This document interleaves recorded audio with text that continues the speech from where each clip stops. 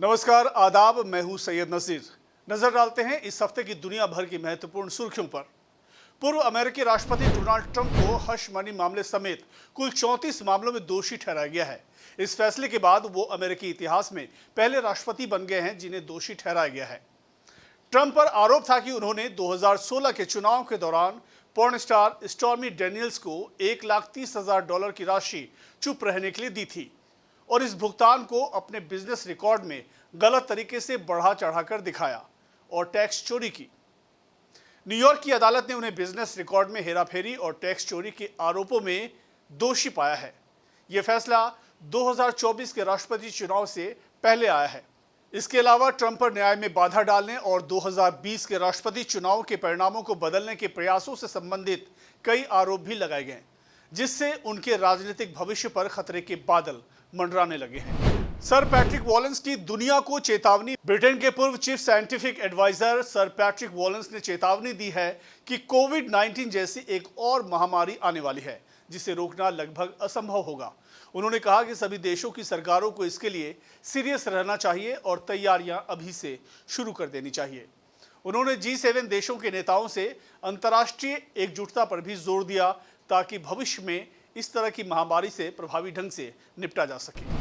Kairi Andrew Irving, जो एक अमेरिकी पेशेवर बास्केटबॉल खिलाड़ी हैं, ने हाल ही में एक बास्केटबॉल मैच के बाद प्रेस कॉन्फ्रेंस में फिलिस्तीनी गमछा पहनकर फिलिस्तीनियों का समर्थन किया।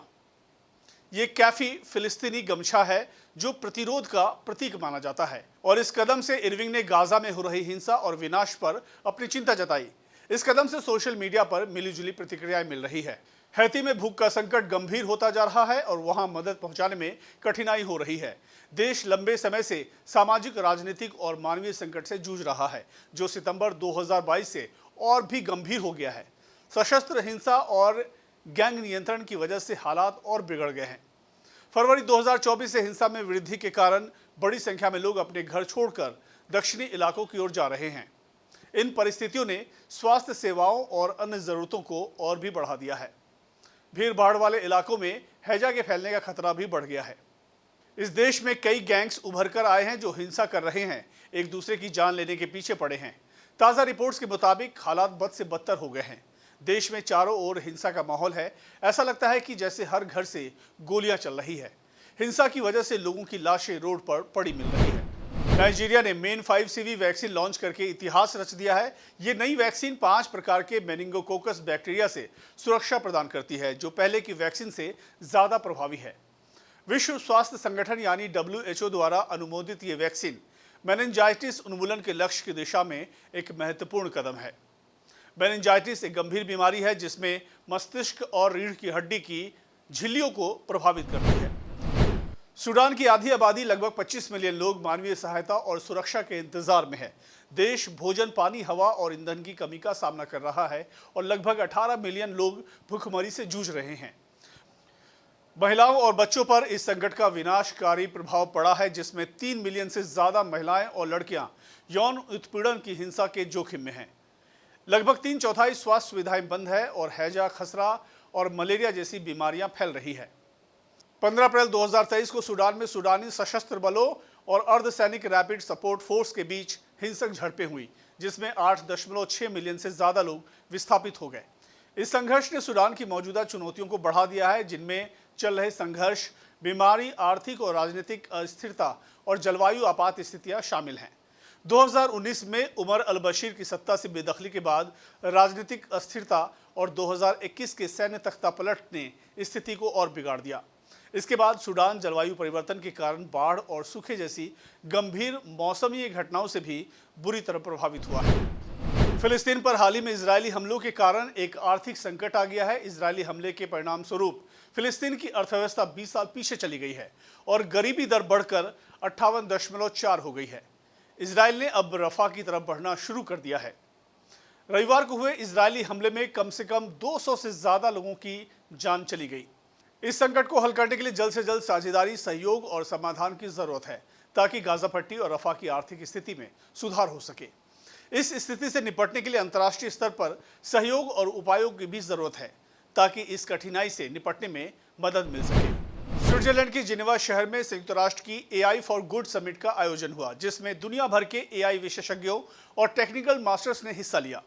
इस समिट का उद्देश्य एआई टेक्नोलॉजी का उपयोग करके मानवता के विकास के लिए नए अवसर तलाशना है। इस समिट में एआई रोबोट्स ने भी हिस्सा लिया और दावा किया कि वे दुनिया को इंसानों से बेहतर तरीके से चला सकते हैं। हालांकि उन्होंने ये भी माना कि वे अभी तक ह्यूमन इमोशन को पूरी तरह समझ नहीं पाए हैं। आईटीयू के प्रमुख ने एआई के बारे में चेतावनी दी कि अगर इसका उपयोग सही ढंग से नहीं किया गया तो ये एक बुरे सपने की तरह खत्म हो सकता है, जिसमें लाखों नौकरियां खतरे में पड़ सकती है। इस समिट में एआई की तेजी से विकसित हो रही क्षमता को अपनाते हुए सावधानी बरतने की भी सलाह दी गई, ताकि टेक्नोलॉजी का इस्तेमाल मानवता के हित में किया जा सके। अब ताहा मकसूद स्कॉटलैंड की महिला क्रिकेट टीम की सदस्य हैं। वो हिजाब पहनकर क्रिकेट खेलने वाली पहली मुस्लिम महिला क्रिकेटर हैं, जिन्होंने अपने खेल और धार्मिक विश्वासों के बीच संतुलन बनाए रखा है। अब ताहा ने अपने करियर में कई बाधाओं को पार किया है और युवा मुस्लिम लड़कियों के लिए एक रोल मॉडल के रूप में उभरी हैं। उन्होंने दिखाया कि कड़ी मेहनत और दृढ़ संकल्प के साथ किसी भी चुनौती को पार किया जा सकता है। उनकी कहानी न केवल खेल प्रेमियों के लिए प्रेरणा है, बल्कि समाज में समानता और विविधता के महत्व को भी दर्शाती है। स्लोवेनिया की प्रधानमंत्री रॉबर्ट गोलोब ने सोमवार को घोषणा की थी कि कई परामर्शों के बाद वो गुरुवार की सरकारी बैठक के एजेंडे में फिलिस्तीन को मान्यता देने का निर्णय शामिल करेंगे। स्लोवेनिया तुरंत सीजफायर और बंधकों की रिहाई के लिए इजरायल पर दबाव बनाने के लिए समान विचारधारा वाले देशों के साथ तालमेल जारी रखेगा। प्रधानमंत्री ने कहा कि यह फैसला किसी के खिलाफ नहीं है, खासतौर से इजरायल के खिलाफ तो बिल्कुल नहीं। ये तो शांति का संदेश है। दुनिया को केवल शांति की दिशा में काम करना चाहिए। उन्होंने कहा, हमारा यह फैसला दो देशों में शांति की दिशा में है। ईरान और सऊदी अरब के बीच तनाव बढ़ गया है। ईरान का दावा है कि सऊदी अरब ने उसके 6 सरकारी टीवी पत्रकारों को हिरासत में लेकर अपने देश से निकाल दिया है। सऊदी अरब ने जवाब में कहा कि ये पत्रकार वीजा नियमों का उल्लंघन कर रहे थे। ये घटना रियाद और तेहरान के बीच चीन की मीडिएशन से हुए समझौते के 1 साल बाद हुई है। दोनों देशों के बीच लंबे समय से धार्मिक और राजनीतिक तनाव है। 2016 में राजनीतिक संबंध टूटने के बाद हज पर भी प्रतिबंध लगा दिए गए थे। इस साल हज यात्रा 14 जून से 19 जून तक होगी, जिसमें ईरान के हज यात्री भी शामिल होंगे। लंदन के एक रेस्टोरेंट में गोलीबारी की घटना में एक भारतीय लड़की समेत 4 लोग घायल हो गए। ये घटना उस समय हुई जब लंदन के पश्चिमी हिस्से में स्थित एक रेस्टोरेंट में अज्ञात हमलावर ने गोली चला दी। इस हमले में घायलों को गंभीर चोटें आई हैं और उन्हें तुरंत अस्पताल में भर्ती कराया गया। पुलिस इस घटना की जांच कर रही है और हमलावर की तलाश जारी है। हमले के दौरान रेस्टोरेंट में काफी लोग मौजूद थे, जिन्होंने इस भयावह घटना को देखा। गोलीबारी के पीछे के कारणों का अभी तक पता नहीं चल पाया है, लेकिन पुलिस का मानना है कि ये एक प्लानिंग के साथ की गई घटना है। यह घटना प्री प्लान्ड हो सकती है। इस घटना ने वहां पर रहने वाले भारतीय समुदाय में चिंता बढ़ा दी है। घायल लड़की के परिवार वालों को घटना की जानकारी दे दी गई है और वे जल्द ही लंदन पहुंचने वाले हैं। इस हमले ने न केवल स्थानीय समुदाय को बल्कि अंतर्राष्ट्रीय समुदाय को भी झकझोर दिया है।